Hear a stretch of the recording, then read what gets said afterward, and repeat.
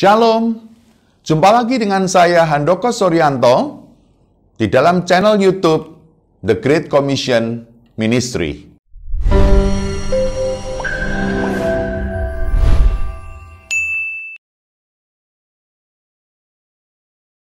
Kali ini kita akan belajar dari Yosua. Saya akan bacakan satu ayat di dalam Yosua pasal 1 ayat yang pertama, berkata demikian.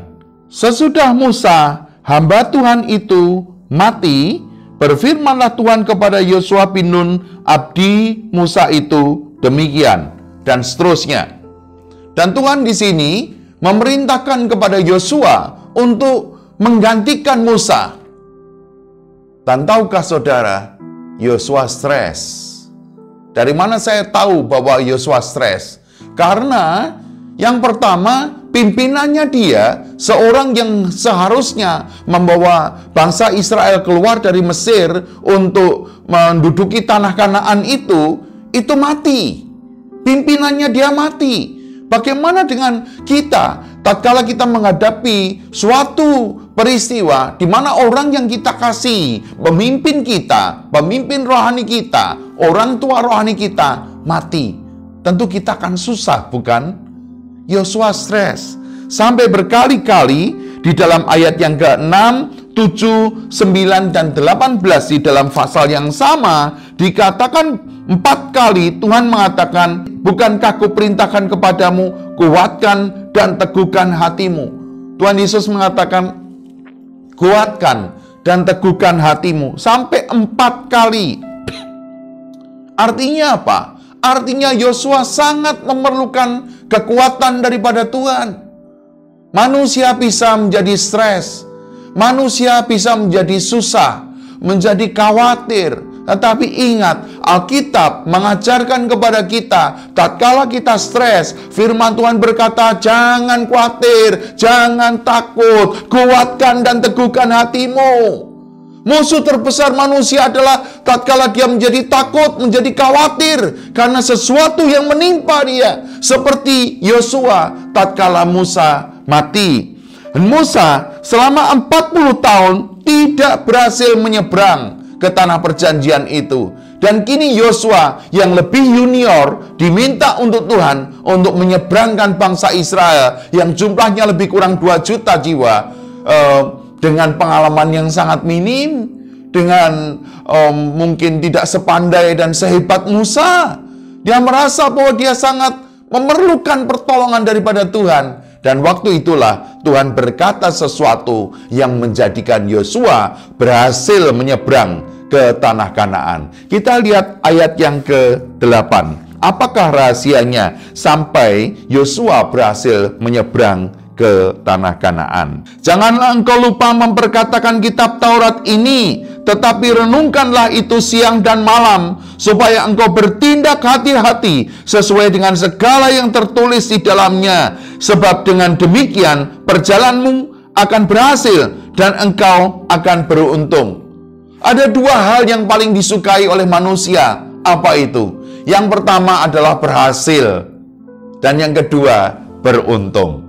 Apalagi kalau dikombinasikan berhasil dan beruntung. Pasti semua orang suka akan hal ini. Siapa yang tidak suka keberhasilan? Semua orang bersekolah, mulai dari TK, SD, SMP, SMA, sampai ke perguruan tinggi, S2, S3, profesor, dan lain sebagainya. Tujuannya untuk apa? Kepingin berhasil. Nggak ada satu orang pun di dunia ini yang mau gagal. Saya pun mau berhasil.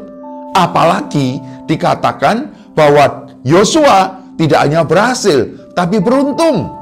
Ada orang yang bergurau demikian. Orang yang pinter itu kalah sama orang yang bejo. Orang yang pinter kalah sama orang yang beruntung. Beruntung itu susah didapatkan. Kita tidak bisa mengupayakan untuk menjadi beruntung. Saya kasih contoh, misalnya di sini ada 1000 orang, kemudian diundi. Tatkala diundi, maka nama Handoko yang keluar, maka saya mengatakan, oh puji Tuhan, saya beruntung. Kenapa beruntung? Di antara 1000 orang, dipilihlah satu nama, dan ternyata undian itu menyebut nama saya. Saya sangat beruntung. Orang pinter tidak bisa beruntung, tidak bisa. Tetapi firman Tuhan berkata, Yosua akan menjadi berhasil dan beruntung. Berhasil itu sudah bagus, luar biasa. Beruntung itu juga bagus dan luar biasa. Bagaimana kalau saudara dan saya di samping berhasil juga beruntung? Bukankah kita semua mau yang demikian? Bapak, Ibu, Saudara sekalian, ada 3 hal yang harus kita lakukan supaya Tuhan memberikan kepada kita keberhasilan dan Tuhan memberikan kepada kita keberuntungan. Apakah itu? Ayat 8 tadi dengan jelas mengatakan, yang pertama adalah jangan lupa memperkatakan kitab Taurat ini, memperkatakan firman, memperkatakan Taurat. Kita harus belajar akan firman Tuhan dan memperkatakannya. Memperkatakannya. Ingat baik-baik, memperkatakan firman Tuhan itu kunci nomor 1. Ada kunci nomor 2, yaitu merenungkan siang dan malam.